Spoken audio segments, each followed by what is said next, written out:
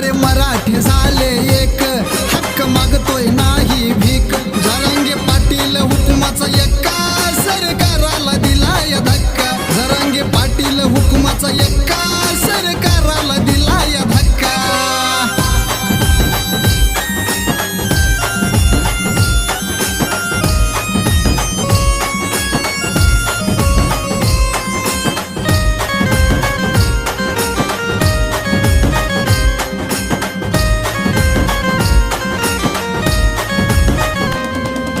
हिरा जन्मला पाटलाच्या पोटी, लढतोय साऱ्या समाजासाठी. हिरा जन्मला